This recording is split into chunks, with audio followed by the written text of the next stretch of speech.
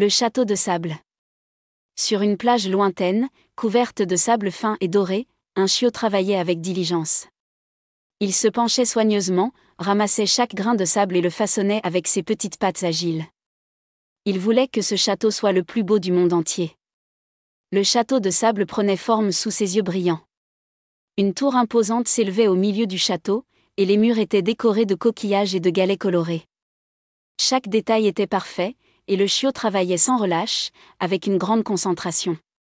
Même le vent chaud qui soufflait de la mer semblait l'encourager. Autour de lui, les oiseaux jouaient dans le ciel clair, et la mer murmurait une mélodie douce. Alors que le soleil commençait à se coucher, le chiot ajouta les derniers détails, mais au fond de son cœur, il savait qu'il était arrivé à la fin d'une journée merveilleuse. Alors que les derniers rayons du soleil atteignaient le sommet de la tour, quelque chose de miraculeux se produisit. Un dauphin, à la peau brillante et joueuse, remonta à la surface de l'eau et, en voyant le château, sauta de joie. « Oh, quel merveilleux château !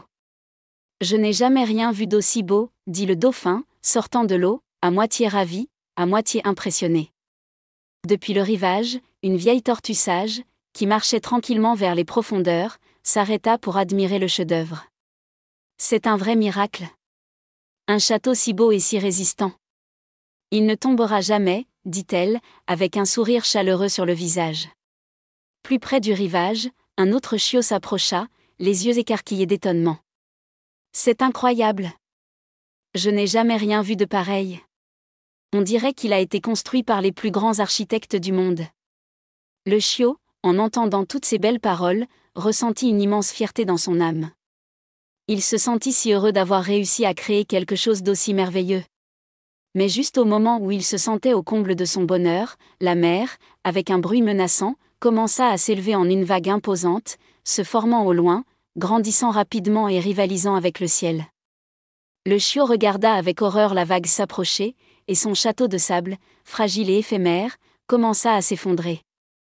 En un instant, la vague frappa la plage avec furie, emportant tout sur son passage.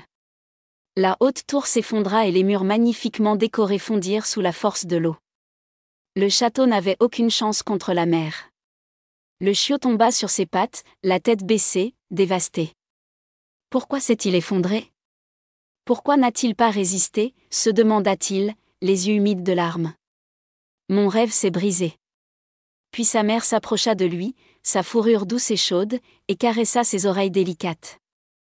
Mon cher, tu n'as pas à être triste, dit-elle d'une voix douce. Tout ce que tu as construit était beau et important.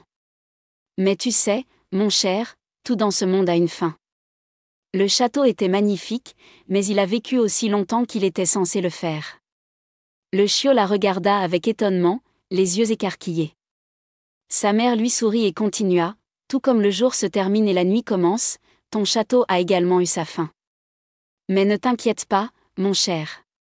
Demain est un nouveau jour.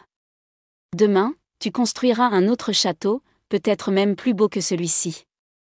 Le chiot soupira doucement, mais sentit une lueur d'espoir dans son âme. En effet, chaque fin apporte avec elle une nouvelle opportunité. Avec un sourire timide, il leva les yeux vers le ciel, sachant que quoi qu'il arrive, la mer viendrait toujours, mais il reconstruirait toujours. Et ainsi, avec sa mère à ses côtés, il pensa que peut-être un jour il construirait un château si grand et si beau que même les vagues de la mer ne pourraient pas le détruire.